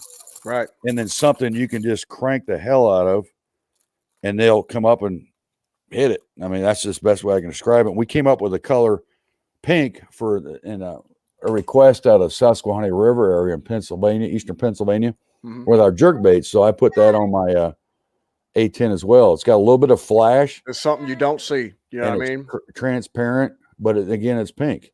And burning. Oh, on the Susquehanna, guys are giving me a lot of reports on that little thing right there. Good. Because it's, you know, really stained water a lot of the time. I mean, I'll fill it just for the fact I know nobody else was throwing that color. You know what I mean? Well, you remember back in the 90s, you know, the bubblegum sluggos and spinner baits, you know? Man, there's another hot color, too. I've caught some giant bass on bubblegum trick worms. Oh, yeah. And then that's, you know, it's iridescent at the same time. It's bright with orange and chartreuse. That's another smallmouth crusher. Right. But you'll see on this, you can see the weight transfer system and it built in there. And we did it. I designed it to go to the back of the hooks to the front hook, so it won't dig in and get stuck, if that makes sense. Right. So I found out the balance point, because I didn't want it to swim like this. It looks unnatural. I wanted it to swim more upright and dig. And that's by putting that little ball back there instead of the front made a big difference. Oh, it works out really good. And talking about the A10, we also have a little surprise coming out soon for that guy. Yep, there's a couple actually surprises on that. Don't look for a small version of that real soon. That's going to be, as you know, there's a couple lakes we've been to recently that'll be a killer on. Oh yeah, especially any time of the year actually, because I talked to people about that a lot recently. What I'm seeing is we got new jigs, we got all kinds of stuff coming out, but what I'm seeing, because of COVID, these lakes have got so beat up and so pressured that they're downsizing a lot of stuff, you know? And so with that, we try to listen to what people want. We got a little one coming. Yep. I got a bunch of different stuff coming that to fit those niches. And it's like the sergeants that we build. We try to build, I'm not reinventing the wheel, but I'm just making the wheel more efficient, if that makes sense. That's all you got to do. That's all you got to do. So this is our sergeant. It talked about the lipless. What's unique about this, I really got, when I got the prototype going, I just kept on digging out this face right here. So what I wanted to do is, I love fishing lipless crankbaits, smallmouth, largemouth, spots, pike, muskie, whatever. This color right here actually won 3 tournaments in Minnesota this year. But what I wanted to do is, I've lost a lot of fish on lipless because when I'm yo-yoing, they'll stab at it, or you get a weird hook set. So what I did was I created swivels in the front and back hook areas, so it's less leverage for the fish to spit it. So Right. the hook. We did a lot of filming down there on the Lake of the Harris Channel Lakes this last winter, and you'll see that it's stuck on camera. It'll stick them, and it gets stuck right there in the front. A lot of them will still have that front hook in the mouth. People say it all the time. Well, I just had the back hook. Well, you probably had the front hook too. They just got leverage and spitted it. That makes sense. Spitted it. Spitted it. Yeah. So one thing too that we really I wanted is I want to be able to fish this bait year round. So we created a 1/2 ounce of silent, 3/4 ounce of rattles, and they swim a little different, but the same characteristic that both of them share is you can fish this thing super slow. It'll go down the bottom. You'll see it on our video on our website. It shimmies all the way down to the bottom on slack line. But when it gets to the bottom is the special part. Gets to the bottom, it will sit nose down. It will not roll over on itself. It is pretty cool. You can use this almost like a little jig on a rocky ledge, and yo on that dude. Pretty neat. I've thrown both of them, the 3/4 ounce that rattles, and then the silent 1/2 ouncer. And I'll just let you know, if you are in some muddy water and you throw that 3/4 ounce, number one, you are going to cast that thing into outer space. I mean, both of them for that matter. But number two, that rattler is one of the loudest rattling baits. It is the loudest rattling bait I've ever heard. And we got the silent, which is the 1/2 ounce, and the 3/4 ounce is the rattler. And there's something in there I don't want to. Everybody calls it. Dude is loud. I mean, everybody calls it proprietary, which I hate that. I hate that word. Yeah. It's like, what's the difference between artisan and artist? You know what I mean? Right. But there's something in there that we put in that I'll just tell you, there's no secrets because the other companies already, I've heard, cutting this thing apart trying to figure it out. Right. There's different. I had different compounds in each one of the rattles. That's what makes it's so loud. Like I was bomb casting that 3/4 ounce and just ripping it back. And as soon as I threw it, I could hear it. I mean, it was that loud. Like, well, there's a hot color too for you, spring red and orange guys. And it's got like a purple sheen to that too. Yeah, it's got a purple sheen on top. That color's phenomenal. But there's you can hear that on camera. It's loud. Yeah, we can hear it. But we got a ton of colors in that. Just go on our website. You can see them all. You know what? But it's crazy. It's one of our #1 sellers. This used to be my #1 bait up in Lake of the Woods in Ontario. I wouldn't go up there without chrome and chartreuse backs. And yeah, you said didn't they sell out of that on Tackle Warehouse? Yeah, it's our #1 seller so far. Tackle Warehouse, we think, and a silver bait with a chrome back you don't normally see. Yeah, you just don't. So there, and I've seen this. It's weird. I've taken it, even local lakes around here. I'll take our bone color and this one on one of those days, like the weatherman said, it's 50-50, 50% cloud cover and 50% sun.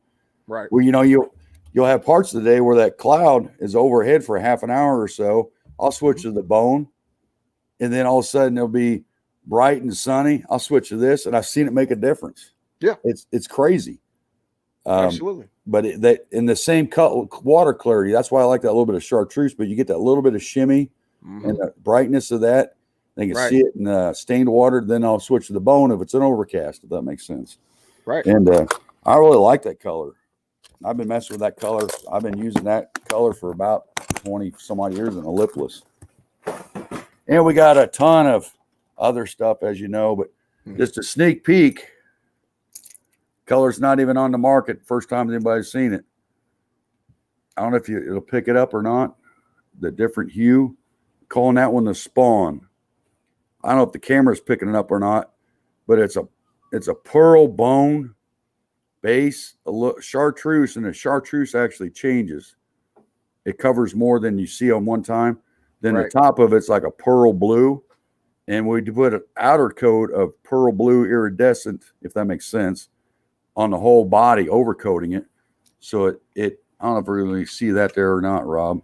Yeah, I mean it's kind of whited out, but I mean it's not overbearing. You got to see this. It's called a Spawn. So if you guys get a chance, when they come out, pick one of those up, and you'll see the blue. Again, I got some awesome painters that work for us over there. Are those? Is that going to be in the lipless crankbait too? That'll be in the Sergeant and lipless crankbait as well. Gotcha. A10 and the Sergeant. So, and then we got, our jerk baits, our slash baits. We got new colors coming out in that. Plus, we got some mainstays that are just killing it. The bone, or the Wakasagi, different things like that. Where did that go? Hell, I don't know. That Wakasagi color is pretty badass. Yeah. We got, what do we have up here? Oh, we got this, another hot one. Alewife. It's the blue. We got the bone. We got your mainstays. We just came out. We got new packaging coming in our jerkbaits soon. That's for our northern guys right there. That's got kind of that pearl blue on the bottom too. I like creating colors that change. Just like in nature, when you see a bait fish moving, it kind of changes colors when it moves. I think it's a key triggering effect for fish. I really do. So, well, it's like sexy shad back in the day. Yeah. Whenever it kind of first came out, it's like a lot of people thought that was kind of like an unnatural color. And it's like, no, have you ever seen an actual shad? Like the dude has chartreuse in it, a thread fin. It's got, purples to it. It's got blues to it, So and it changes. Like you. Well, if you look at nature, I spend a lot of time in my pool. Yeah, I spend a lot of time studying things underwater, and again, water does a lot of weird stuff, and the things in nature you just don't have to fight it so much, And things in nature they're never really the same. They change colors by temperatures, barometers, depths. Kind of mood they're in. Uncle Steve says the chub color. Oh, the chub color is coming out too. We got a new one called Creek Chub. For your guys, not far from you, there's guys requesting that down in the Arkansas area. Yeah.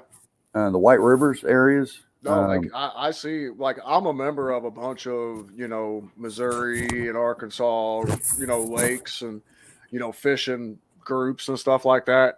And I see people all the time catch a creek chub, yay big. Oh, what kind of fish is this? Everybody's like, it's a chub. Yeah. And yeah.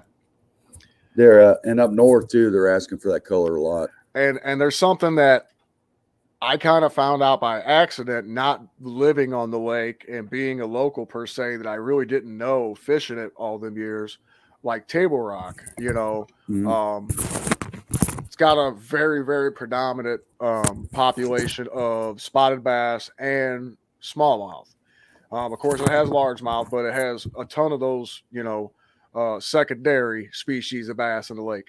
And so the smallies and the spots, I mean, you can just catch the hell out of them on that Ned rig and, little baits that kind of resemble a little tiny bait fish on the bottom of the rocks.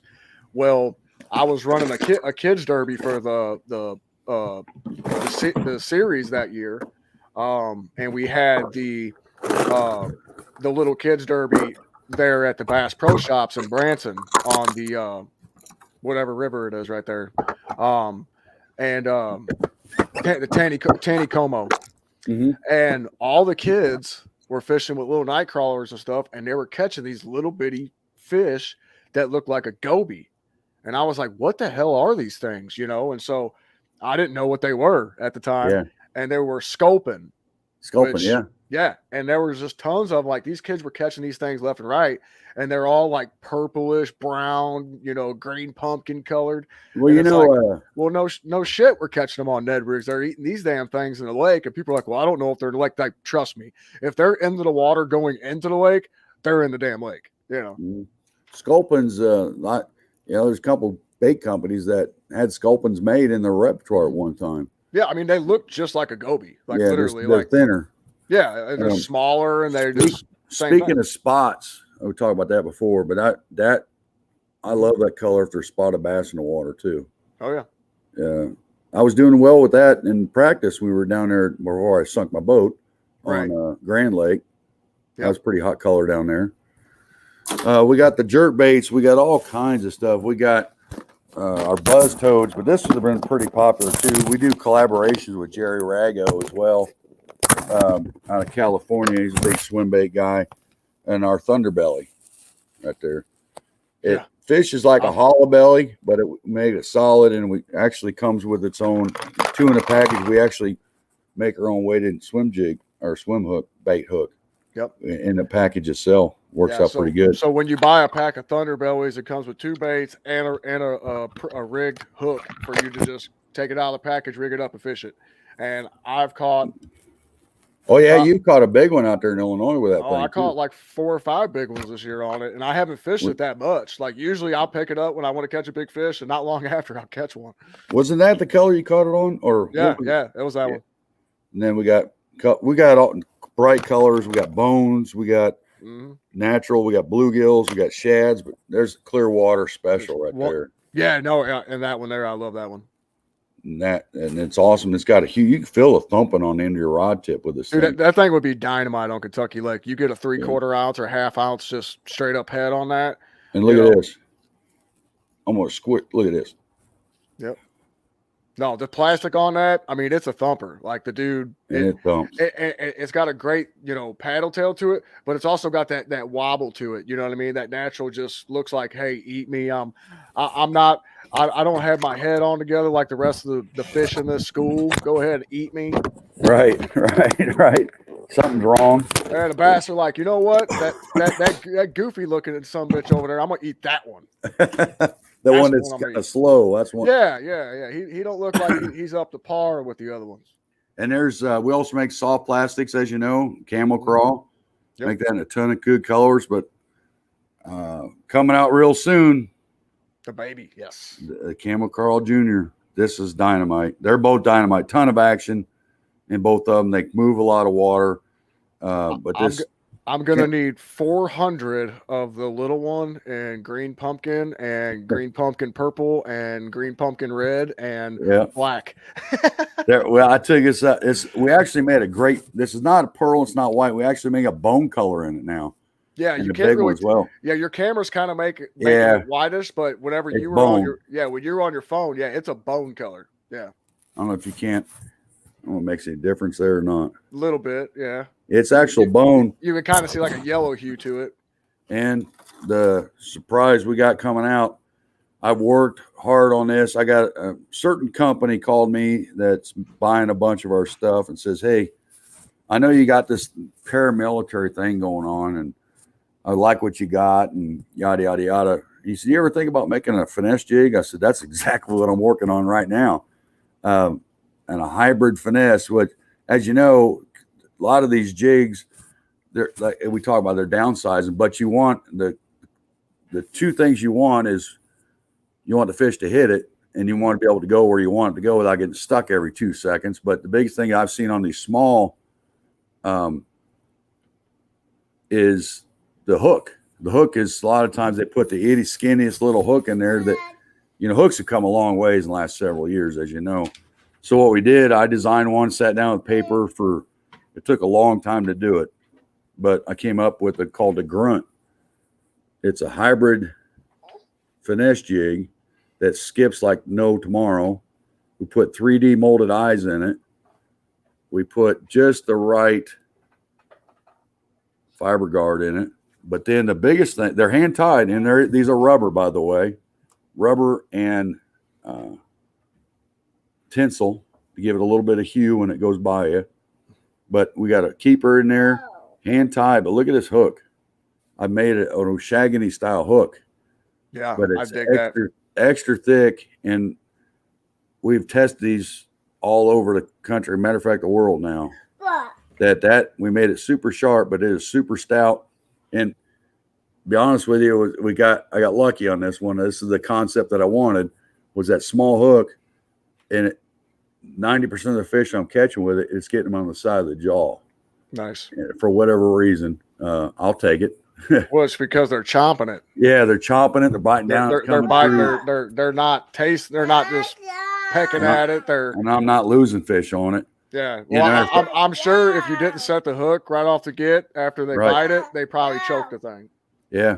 They're in the process of choking it. That's why you're hooking them on the side. But I'm pretty proud of that. We're going to come up with several cool colors, but that's an actual bone. They're going to be rubber and tinsel combined in them. Let me get this right.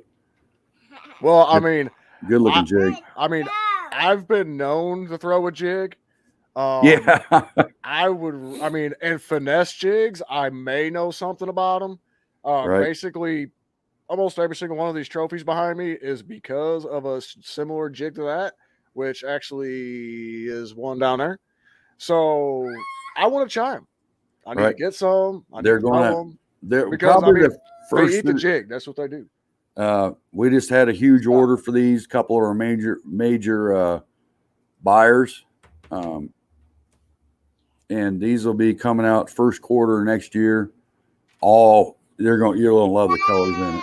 We're gonna have a chartreuse brown. And the thing about a hybrid jig is you can do everything with it. Throw it in wood, skip the damn thing, and I guarantee that jig will skip like no tomorrow. Guarantee it. It's well, you know me.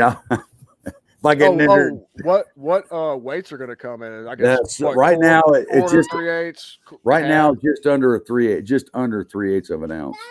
Okay. And that's only one until we see how this one does. I think that kind of weight will do about everything you want. And I like, more importantly, I also like the fall with the Camel Crawl Junior with that weight. Yeah. And you can change the fall rate just by the plastic that you put on the back of that thing. Oh yeah, 100%. Scott Levisik has a question on here. What do you recommend for good fall bait, jerk bait, slow? Question, I guess. Well, it depends on kind of what you're looking at, where you're at.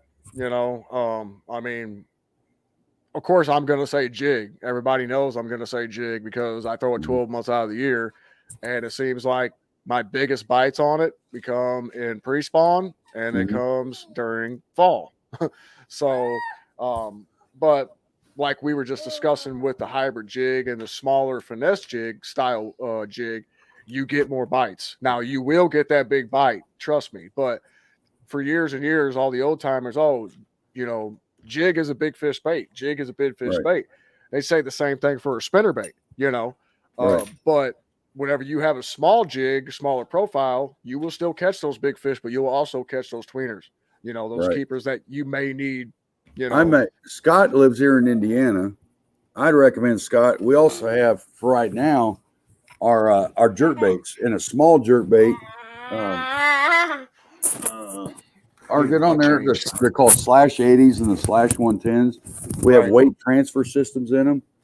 This is the 110, Scott. And you'll see that ours are make that weight, that magnet right there. It'll go to the back on the cast. And what happens is it makes the cast a lot easier. And our little one too has that as well. That's the one. I just have this one for demonstrative purposes, but it's clear. You can see there's a weight transfer. We got that right on our website right now. Do you still have your code, Rob? Yeah. My code is what is it? I don't know what it is. It's like nice guy Rob 20 or something. Yeah. I'll have to look, but I do have a promo code I can give out to y'all, and you can save 20% on the website. And Scott, if take a look at our website. Any of your listeners right now too, and maybe you can tag it on your into this or whatever. Yeah. When you figure out what it is, I can't remember what it is. Yeah, I'll look at some of our text messages and be able to look at it. Get a 20% off whatever we got, and also there's a lot of people that we got a lot of cool stuff, especially coming Christmas. It's hard for people to find stuff right now, but if we have it down in our warehouse down in Arkansas, it's going to be to you real soon. Hold on, I'm gonna have to go back for a minute to try to find that text. It was a while back. I have one more that I'm not going to show it on here, but there's a brand. I'll give you the name of it right here. There's 2 sizes. I won't be able to show it to you, but there it is right there. I know what it is. Look at No, where the empty. orange red is. That's empty. Thunderhawk Indestructible. Yeah. So my promo code is nice guy NICEGUI Rob 20. Nice guy. See, Hawk makes all these. It should have been wise ass Rob 20. we got pretty in. We got all kinds of stuff. See, this is just my first podcast, y'all. So I gotta be semi nice. So nice guy Rob 20 will work. Yeah. But here in a year, it's probably gonna be mass hysteria on this. Yeah. Nice, spell it. Nice guy Rob 20, right? Yep. Just for my podcast listeners tonight. We're taking it away tomorrow. No, I'm kidding. Nice guy Rob 20. Go to thunderhawklures.com and you'll be able to save 20% on the site. This is going to be a big deal when I release it. I got two sizes. And you can also find Thunderhawk Lures on Tackle Warehouse. Yep. And if you go to Tackle Warehouse and get some baits, try them out. Be sure to leave a review on there for us. Helps us out. Yeah, I'd really like that if people start leaving reviews. Tackle Warehouse is a great partner for us, but it also what it does for us, because I had a lot of smaller stores, mom and pop stores across the country. You know, we opened 15 now since ICAST across the country. Yeah. And I got 3 more in the works here. Big thing is a lot of Tackle Warehouse that they do video. They do a lot of video stuff. And if you want to look at a bait, just look at it on there. If they have it in your local store, you know, feel free to patronize your local store. And if they don't have Thunderhawk in your local stores, tell them they need to be. I can make out super easy business with these people. They don't even have any idea. Anybody, it doesn't even have to be in the Midwest, but anybody watching this, if you have a tackle store that's local to you and you think that Thunderhawk would be a good fit for them, let me have their contact info. I'll contact them and try to get them in there. We're building reps as we speak. We got them in all the way to Maine, on the whole East Coast, all the way down to Florida. We got them from Minnesota to Texas right now. So we got people all over. We're really, again, the hardest thing, we haven't spent a ton of money on marketing, and that's by design. Well, I'd rather spend money on our people and our baits and then see where we go, see the response. And I think, like I told a lot of people that I would really know where we're at with Thunderhawk, and the measuring stick would be ICAST to see if those people responded to what we had. And we smashed it at ICAST. I mean, absolutely. For a 10-foot booth, as that's all we had. Right. We had people in the industry coming out, checking us out. A lot of huge pros that secretly wanted my stuff that they can't tell anybody about, which that makes you feel good, man. A new company, and you built the stuff yourself, designed the stuff yourself, and these guys are like, that's badass stuff. And we just put it this way. There's, with RFPs going for 2022 and what we just sold, they're all together in RFPs. We have, there's put a 1 and 6 zeros behind it. Wow. Yeah. So been pretty busy. And no kidding. We got Hawk real busy for what's coming.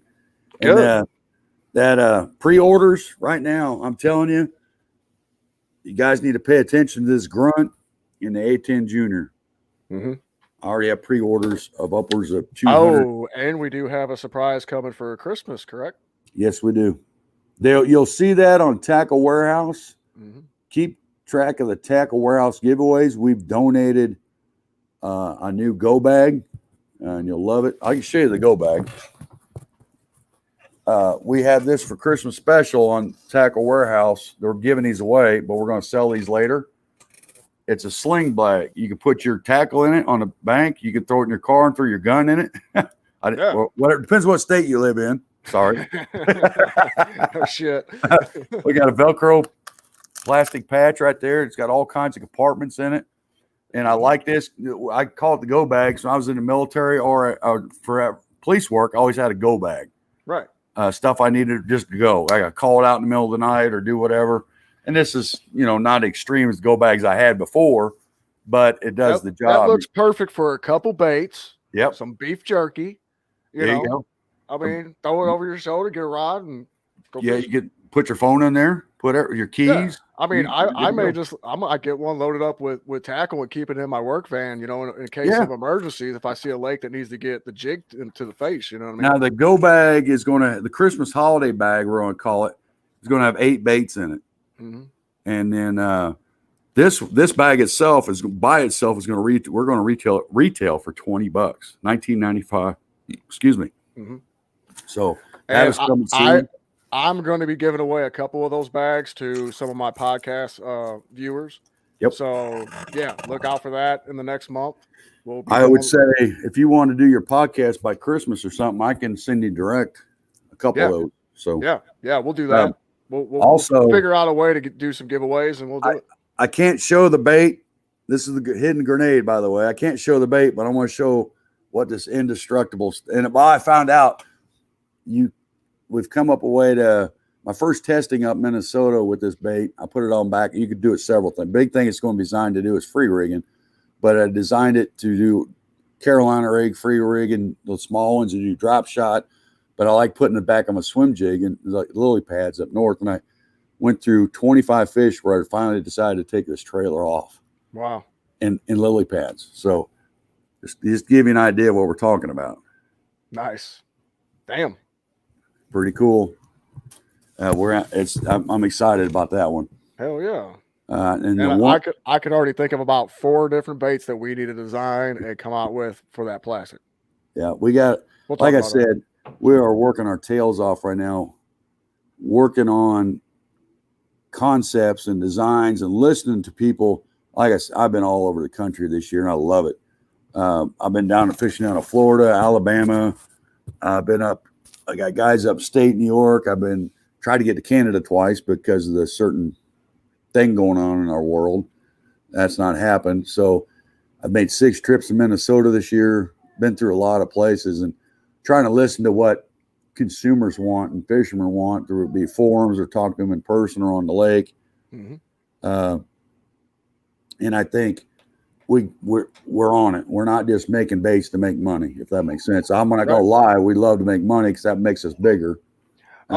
And something else that we could say to potential stores fronts that want to carry Thunderhawk lures, mm-hmm. in the event you see a bait that we manufacture and make, and you want a special color, we can have the capability to make special runs for companies. Again, that's the benefit of Thunderhawk. Fisher, go. Sorry, I have a 2-year-old. That's all right. Walking down my stairs with a 100-pound Rottweiler behind him, and he's carrying a giant jug of cheese balls. With both hands, just walking down the stairs. Like, dude, you were making me awesome. Nervous. Yeah, I'll take those. Thanks. So we have with that is to show you the flexibility we have of being who we are and actually we actually manufacture. We don't hire anybody else out to make our stuff. And with that, we can make custom order stuff for people, the wholesalers. That is. Yeah, I mean, and that's cool. Say, yeah, I mean, if you're on, Lake Eufaula or you're on Lake Fork or Kentucky Lake or wherever, and you got a storefront on the lake, and there's a certain color that you want in the A10 or in any of them. I mean, even the big swim baits.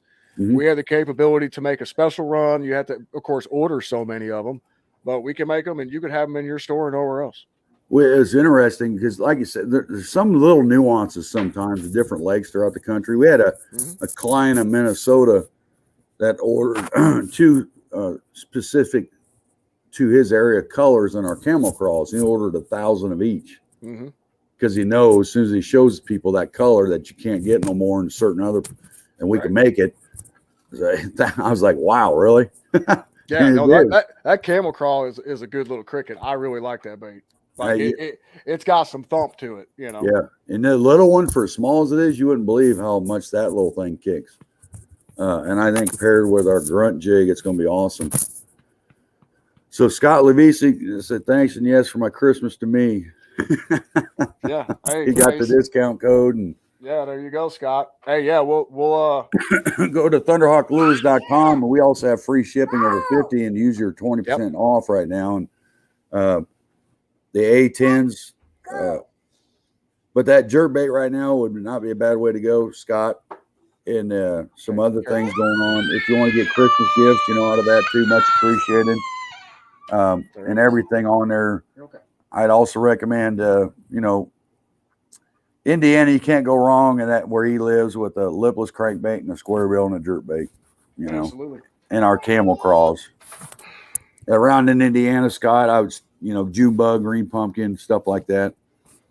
Now, I will say I do have a secret jig color that I only tell to my very close friends, and it's something that's been tried and true through the ages, but only those in the know, and it's called, you ready for this? Brown. Green pumpkin brown. Yeah. Maybe a little green pumpkin shimmied in there, but brown. Well, I also I want you to see a color right here. Something I'm working on. Oh, yeah. We are very good at laminates too. Yeah. So yeah. that's split right down the middle. I dig it. Brown and green pumpkin. That's a secret too in Lake Fork. They thought it was such a secret. I said, all it is like a green pumpkin brown. Yeah. Yeah. Everybody down there was throwing this down at Lake Fork. Yeah. Never been down there, but I want to. I love it. I've been down there a couple times, and I had a buddy who was a guide down there, which I was fortunate that way, because that's a scary lake to drive. You don't know where you're going. All the timber. Oh, I bet. Oh man, and this guy's lives on the lake, by the lake, and we're still bouncing off trees in the shallows. I'm like, I'm glad this ain't my boat. Yeah, we in the Ozarks we got a lake, Truman, that if you don't know it that well and you ain't got good GPS, good luck. You better. Yeah. There's some stumps out there that'll get your ass. What is it's like Kentucky. Like Kentucky. Oh, yeah. If you're out there and you don't know, you don't have an adequate GPS system or something, and you're out there just ripping around like you know what the hell you're doing, you're gonna run aground, bud. Mm-hmm. Well, it's interesting. This tells you about conservation, and also more importantly, though, I think lake management and fish management. Lake Fork is one of the most pressure lakes I've ever seen in my life. I was down there in, I think it was 2018 or so, at one time, and they had a manufacturers tournament going on. One of them, monster 3,000 boat tournaments. Oh shit! And it was ridiculous. And that's not that big a lake, really, and compared to some other we've been on. I think it only fishes like 25,000 acres or something. Oh wow! And that many boats, and that lake was still pumping them out. Well, it's like Lake of the Ozarks, a Big Bass Bash. Now, I love the organization that puts on the bash. I like the other stuff they do. They got the Anglers in Action, circuits and all that. Awesome, deal. But the bash is just a little too much for me. It'll give me too much anxiety. Yeah. Oh yeah. And we were practicing. Remember that with that shit too going many on. fishermen for me. Just too much. Remember that was for 2 years. We had that right the same week as our practice. Yeah. It was the week before the Toyotas. Yeah. And then this year they had, not only all the pleasure boats, it was beautiful outside during it. They had 3,000 bass boats, and then they had like some kind of like shootout, cigarette boat competition. It was like, Jesus Christ, man, that's just craziness for that lake, man. Me, I just want to try to get away from everybody as far as I possibly. That's why you need to start meeting me up there in Minnesota. I'm down. That's what Scott Levisi just mentioned on here. Love fishing around Emily. He may mean. Do you mean Erie? Not Erie, but Minnesota. That's probably what he meant. He said Emily, Minnesota. I'm thinking of what the hell. I know most of the towns up there. Scott, you may want to look at our green pumpkin orange on that camel crawl. I know my buddy, a lot of buddies up there. Tom Schumacher's hammering them with that color up there. Believe it or not, he pitches and flips and he uses a shaky head with that camel crawl on it. Mm-hmm. And he just slows slows the fall rate way down. Shoot, when I was on Lake of the Ozarks back in the day, I would put a shaky head, a screw, a screw keeper shaky head, round head, like a 1/4 ounce or 3/8 ounce, and I would put a baby brush hog on it and just drag it next to docks and catch the shit out of them behind people. Yeah, So he was wearing them out. That was before I learned about the old wobble head. Yeah. But do I have? Oh, I got a color right here, Scott. If you're still watching, hold on a second.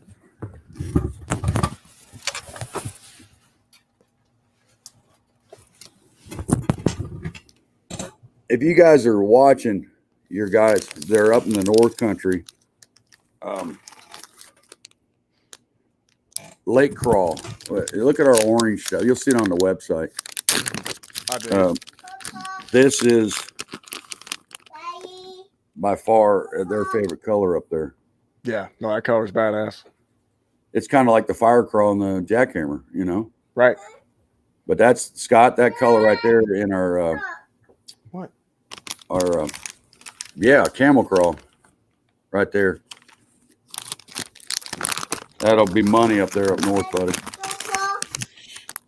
And we look, Scott, also the lipless, the Sergeant, I would highly recommend, especially that area of Minnesota you're going to, that gold and black back lipless that we got. That, like I said, that won 3 tournaments up there in Minnesota this last year.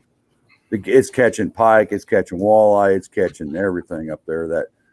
That the gold black back up there in Minnesota. One of our reps, Ann Schumacher, fishes that thing up there quite a bit. She loves it. That's that, right? We put like a prism gold on there.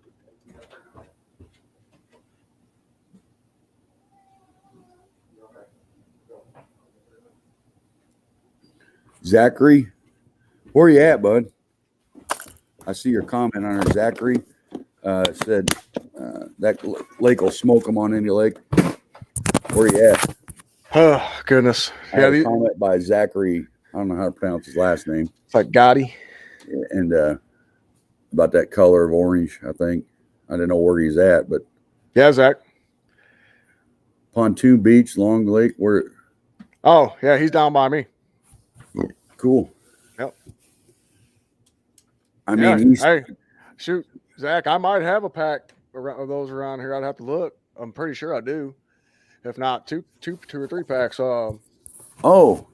Yeah, get with me. I'll give you a sample. Hey, Scott, sorry. Tom Schumacher just said on there, Emily is not far west from the Balm Lake, where I fish all the time, at Garrison's Resort up there in Minnesota. Well, Chief, matter of fact, I hate Garrison's Resort. Garrison's. Hey, Scott, let me know. I know that area up there well. I don't know that Emily, but it's not far. I know that area well. And you can, a lot of our stuff, matter of fact, I'll just be a little secret that our people from Minnesota know, the Garrison's Resort. A lot of this stuff I test out on Balm Lake in Minnesota at Garrison's Resort, being there's so many bites. It's largemouth lake too. It's a clear, sandy bottom largemouth lake that it's clear enough that your hues, sometimes you can throw a beer can in that, let's be honest, but I look at it, what the bigger fish, how they respond to certain colors in clear water and stuff. And Balm Lake, Scott, 50 lakes. I fished 5 lakes in 5 days up there. And last time I was up in Minnesota in October, and I caught that 54-inch muskie up there on a secret lake. But it's a largemouth country up there, sandy, clear bottom lake. And a lot of stuff that I come up with, I test up there on Balm in Minnesota. Or my pool, I got a 40-foot pool in the backyard that I test, see how it works, and then I test it on the fish. And fortunate, my buddy down the road has his own private lake, 35 foot deep. Yeah, we fish super clear water. We test things out in there as well. So the kids are getting very, very restless on me. No worries. Anything we got at Thunderhawk works on that discount code you got, Rob, and yep. I appreciate the support and what you're doing, and I think again we got that's just tip of the iceberg of what we got in the works coming up at Thunderhawk, and we got a ton of new. There you go. There's the code right there. Bam. There you go, Zach. He's got the discount code. I think he just put up. Yeah, I just commented it on there. It's not nice guy Rob 20. Right. Actually, it's showing me that I commented it on YouTube, but it's nice guy Rob 20 on the website, and you save 20% on everything. So yeah, and also if you guys keep an eye, I know I'm only one or two guys doing a lot of stuff, so keep an eye on our social media and stuff. And I'm not up to date with it all the time, and I should be. And Rob's going to help out. A lot of guys are going to help out, but we got a lot of new stuff coming. Mm-hmm. And keep an eye on Tackle Warehouse too. We're giving away a lot of stuff, and it also makes me feel good to get with Hawk. That I also do a charity event every year called. I'm one of the co-founders and called the Hero Getaway. We've done it for 10 years now. We actually became a 501c officially tonight. Really? And again, we thought we had to pay for it. It's taken forever with COVID to have a government entity involved in the process stuff. And finally, we got it all done. And Hawk, it was pretty cool. So I've been going and trying to donate people to different manufacturers and companies to donate stuff to take these guys out with every year, or just give away stuff, Mm-hmm. And a lot of them want to exploit it. And what's the return on investment for me? And I'm like, wow. So in Hawk, the first time I ever came to him about this, he said, no, I'm fortunate to do stuff in the United States, and these guys, we need to take care of them. He loaded me up. I had boxes and boxes of this stuff I gave out free to guys last year. That's awesome. So that's what kind of guy Hawk is. Yeah. And so and it was pretty cool. We're down at the Bassmat or I just had a brain fart right there. We were down at ICAST last year and talking to the buyers from different companies, and didn't realize that we had everybody in our booth were veterans last year at ICAST. Oh, really? Pretty cool. We didn't even realize it. Cool. Wow. So pretty cool. And I appreciate everybody on here to support. If they can go on there, give us a like on different stuff, give Rob a like. Mm-hmm. You can find us on Facebook, Thunderhawk Lures on Facebook. Mm-hmm. We got the website. There is a YouTube channel, I think, isn't there? Yeah, there is one, and we'll be posting some videos on that this year. Mm-hmm. Now, if you do go to thunderhawklures.com, you'll see some videos that are on there that'll actually show underwater footage of the baits. My buddy Steve Chapman down there, Get Your Fish On, he did those videos for us, and they turned out awesome. Yeah, there's some good videos. So, people are like, oh, I want to see how the bait acts, like the square bill and the lipless and all that. So you can check that out on the website. And like we said, we got the discount code on there. And then, of course, I'm going to be making some more videos. I did make a little short video of the A10, the square bill. But, yeah, so we got a ton limit with this one. We got a ton of stuff coming, and it makes me feel good that, again, we can you'll see all my baits that they're named after something we're doing. Whether the A10, it's the Sergeant or the Grunt or whatever. And it really resonates with guys that are raised their right hand at taking oath. I think we need that more now than ever in this country, is to remember who we are. Amen. Amen to that. So crazy times we're in. That's why fishing is one constant that never goes away. And I talk about it all the time. It's the healing power of water. It is. So. It's like, hey, when I get stressed out, you'll find me at the lake. And if I'm stressed out and I don't want to go fishing, somebody call somebody, because I need to be locked up. Yeah, it's saved me a lot of times. Let me tell you, I've done it. I spent a lot of time on the water thinking about what I've been through. Yeah, if I'm too upset to go fishing, I need to be in a padded room somewhere. I bet. I like to get guys on the water and show them that healing power of water all the time. Right. And it really works. It really does. And it does. Again, really go back to what we said at the beginning of this. Just like you doing this stuff, that's what we're trying to do with everything right now. Is Thunderhawk is just giving the guys that we know the opportunity to go out and do their stuff. And nothing's fake about it. We want it to be all generic, and organic, I should say, to where it's not a bunch of fluff and just guys that want to fish to get stuff out there and have a reputation. It'll come. eventually it'll come, but I'm not going to sell any of this stuff short. No way. Right. And like I said, there's a lot of guys who haven't heard about us yet, but you will. You will. Trust me. You will. Trust me, for what I've seen going on in 2022 to 2023, Mm-hmm. there are going to be a lot of people that are saying, "Oh yeah, I wish I had that."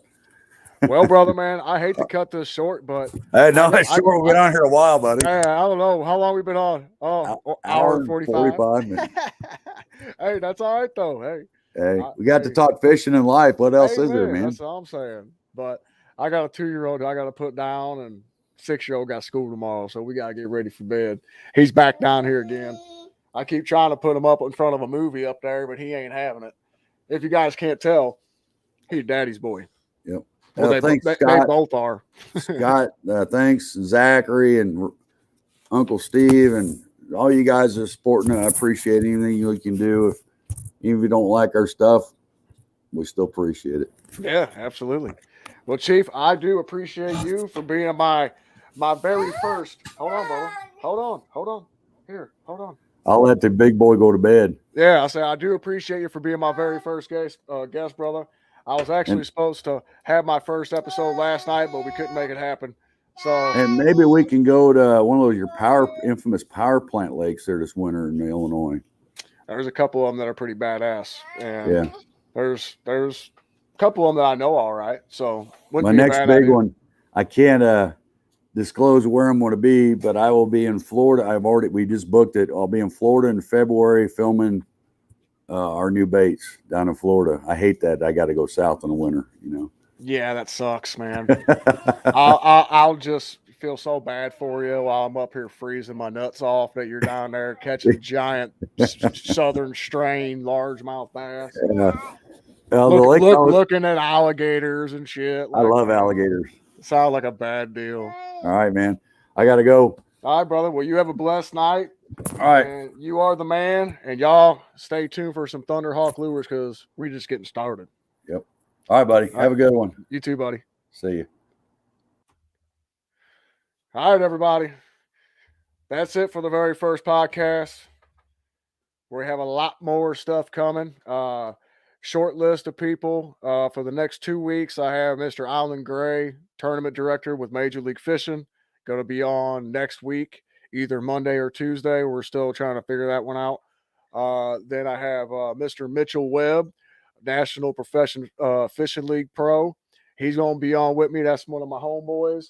And dude is a riot. So I'm thinking me and him talking fishing for a little while is going to be a damn good time. And Lauren Joseph. Look, there, Miss. Daddy. Who's that? He's more interested in my fishing baits and my trophies back there. Those are your daddy stuff. Here, tell him I'm going fishing. Tell him you go fishing. Where's your fishing pole? Where'd it go? This little guy's got like 3 or 4 fishing poles. His brother has more than that. You guys are going to have more than your daddy here for too long. I can't go fishing without these two. If I go fishing without them, they get mad at me. Say, we go fishing on the boat? Boat. Yeah, boat. You got a dirty face. Well, y'all have a blessed night. It's the Roughneck Fishing Show with Rob Crane, live from the armpit of America. Been a good night. It was awesome talking with Chief. That's one of my good buddies. And like I said, Thunderhawk Lures, we just getting started. Here in the next few years, you guys are going to see this become a big thing. So y'all are interested in them, check out thunderhawklures.com. Oh, all right. So I'm going to have to hold you for the outro here. We got to go change your butt. He's up there down in apple juice. Freaking kids. All right, y'all have a good night. Rob Crane signing out. Say bye-bye. Bye-bye. Say bye-bye.